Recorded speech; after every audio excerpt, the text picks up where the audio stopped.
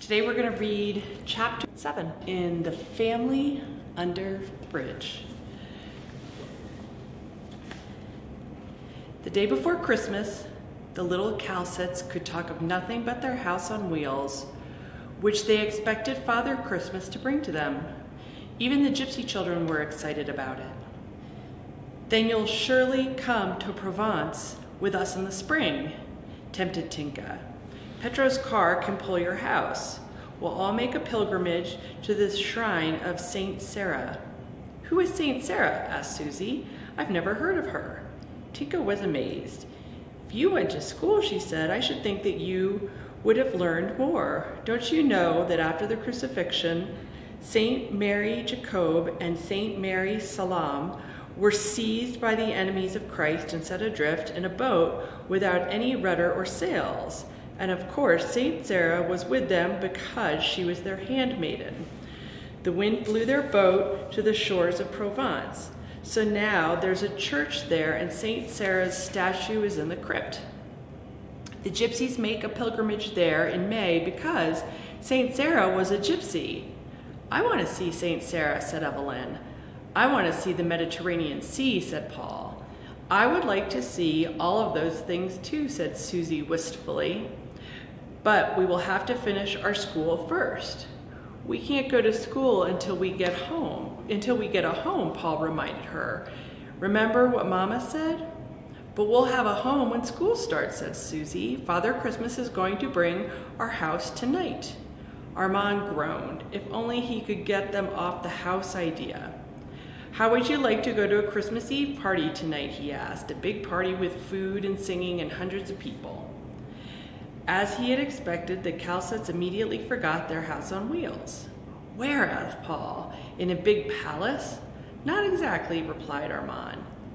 "It's to be held under the Tournelle Bridge." Paul's face fell. "But it will be a grand party, I can promise you," went on Armand. "The Notre Dame church people give it every Christmas Eve for all the hobos of Paris and their ladies. They'll sing carols and eat sauerkraut and wieners." Paul was happy again. "I like to eat," he said, "and I like to eat sauerkraut and wieners best of all." "Maybe Mama won't let us go," said Susie. "She can go too," said Armand. "After all, it's for homeless people, so that makes her a distinguished guest." "Can the gypsies go too?" asked Susie. "I'd like to take Tinka." But the gypsies said that they had their own plans for Christmas Eve. Tinka only grinned and acted secretive when she was questioned about them.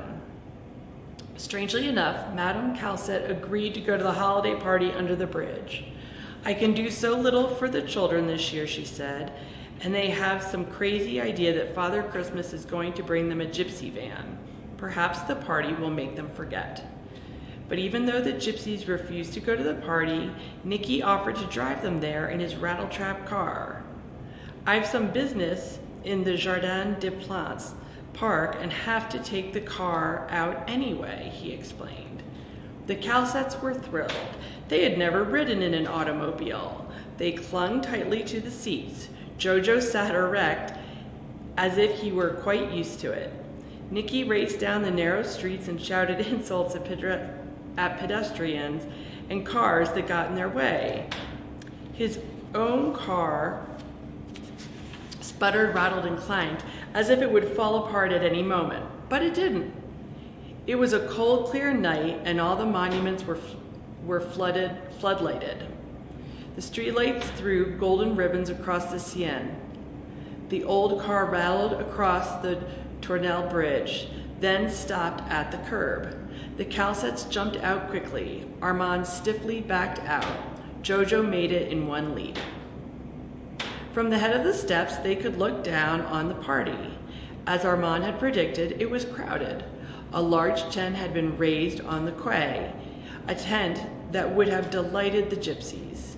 Young boys and girls of the parish were carrying out pans of steaming food from the tent. The warm smell of sauerkraut was overpowering. It delighted Paul most of all. "Let's hurry down before they eat it all up," he urged. But Susie's eyes were looking across the river to the little isle of the Cité, where Notre Dame was illuminated like a saint's dream. Its flying buttresses and tall, fragile arrow were frosted with light. "Isn't it beautiful?" sighed Susie. "It looks like it was made in a bakery shop, doesn't it?" But Madame Calcette had turned around to look up at the fashionable restaurant rising over the bridge, a man-made cliff honeycombed with lights. "There are rich people in beautiful clothes sitting at white tables up there," she said enviously. "And paying a lot of money for rich food that's going to give them indigestion," said Armand. "Come on, the sauerkraut smells like a feast to me." When they reached the bottom of the steps, they could see that the tunnel was even more crowded than the quay. Canvas had been stretched across the far end to cut off the draft. There were colored ribbons fastened to it. A decorated tree stood on the high stage made of boards. Charcoal heaters had been set around to warm the air, and many of the ragged guests were huddled over them. Others sat on the curb greedily eating out of tin bowls, and some lady hobos were sitting with their backs against the bridge, talking about politics and trash cans and chilblains. But most of the hobos only stood around waiting for something to happen. Armand cornered a young girl carrying some tin bowls. "Excuse me. Right here," he said. "This is where we said we'd be waiting for you." Excuse me. Woo, tickle in my throat. Armand cornered a young girl carrying some tin bowls. "Right here," he said. "This is where we said we'd be waiting for you." He made room for the Calcettes to sit along the curb, but Madame Calcette remained standing. "I'll help you carry out the food," she offered the girl. "I'm really not a tramp." Besides sauerkraut and wieners, there was soup, pork, cheese, and oranges. Armand ate until he felt as if he would burst. They took turns feeding tidbits to Jojo. "Have to store up like a camel for next Christmas Eve," Armand told the children. They needed no urging, but Susie kept asking, "When are we going back?" "Don't you like the party?" asked Armand. "Look, there's a man on the stage who's going to play the accordion so we can all sing carols." "You don't want to go now, do you?" "Not really," said Susie. "It's just that I can't wait to see if Father Christmas brought us a gypsy house." Armand stopped gnawing on a wiener. There it was again. Now the nestlings would go back to the courtyard only to be bitterly disappointed. He couldn't bear the thought of spoiling this wonderful night with its free food and entertainment. He lowered his voice. "Listen," he said to the children. "Father Christmas made me a promise not to tell this, but there isn't going to be a house on wheels for you. Too many gypsy children asked for them this year, so he didn't have any left over." "No home for us?" asked Susie in a quivering voice. The flickering light from the charcoal burners made the tears in her eyes sparkle like diamonds. "You mean he's not going to give us any kind of house?" "I don't mean that at all," parried Armand. "Oh, I'm not supposed to tell you this, but the truth of it is that he's having a house built for you out in Newly, and it isn't finished yet. You don't build a house during a few Christmas holidays. You know, it takes some time. They haven't even gotten the plumbing in yet."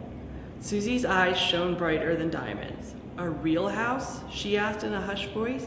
"A house growing out of the ground?" Armand nodded. "But not a word to your mama," he said. "Remember that. I shouldn't have even told you. I gave Father Christmas my solemn promise that I would keep it a secret." But the children were kept too busy to tell their mother, and Madame Calcette was kept quite busy herself because more hobos had come to the party than had been expected. But it is easy to stretch sauerkraut and wieners. When the crowd of hobos and their ladies and friends sang Christmas carols to the accordion music, most of their voices were cracked and off key, but they sounded beautiful to themselves. Armand was ready to go by midnight. He clung to the big carton that had been given him at the tent as a gift. He knew it was full of jam, fruit, and cigarettes. It would be his Christmas present to the gypsies. But Madame Calcette wouldn't think of going straight back. We must go to the midnight mass on the quay, she said. The girl told me about it. An altar had been set up on the Tournelle quay, right out in the open. The priest, in his bright vestments, followed by his altar boys, had just approached the altar by the time Armand and the Calcettes arrived. Many of the hobos stayed for the mass. Evelyn fell asleep in her mother's arms. Jojo was quiet and respectful, although it was the first time he had ever been to church. Armand swayed from one foot to the other uneasily. It had been a long time since he had gone to mass. Luckily, this one was out here on the quay. They never would have pulled him into one of those great fancy churches. The hobo had other things to make him uneasy. The plight of this family. Just how had he gotten himself so tied up with them? How had he blundered into such a trap? It was the way those starlings had begged him to stay with them. That is how they stole his heart. No one had ever made him feel needed before, and now he'd lied to them. There wasn't any house growing out of the ground, not for them. In his misery, he raised his eyes high above the altar, up to the stars of the Paris sky. Please, God, he said, moving his lips soundlessly. I've forgotten how to pray. All I know now is how to beg. So I'm begging you to find a roof for this homeless family. Then he was ashamed to notice that he was holding his beret up in his usual begging way. He quickly pulled it onto his head. When they got back to the camp in the early morning hours, they found all the gypsies awake, even Petro. They soon learned why. Look, cried Tinka with delight. She pointed to a beautiful evergreen tree in front of the gypsy house. Merry Christmas, she cried. The tree was an unusual gray-green with needles as soft as feathers. Fastened to its graceful branches were little packages tied in red, white, and blue papers that looked as if they might have been picked up near the halls. On top of the tree hung a copper star, like the patch the gypsies used for mending pots and pans. I bet that tree is the freshest, prettiest one in Paris, boasted Nicky.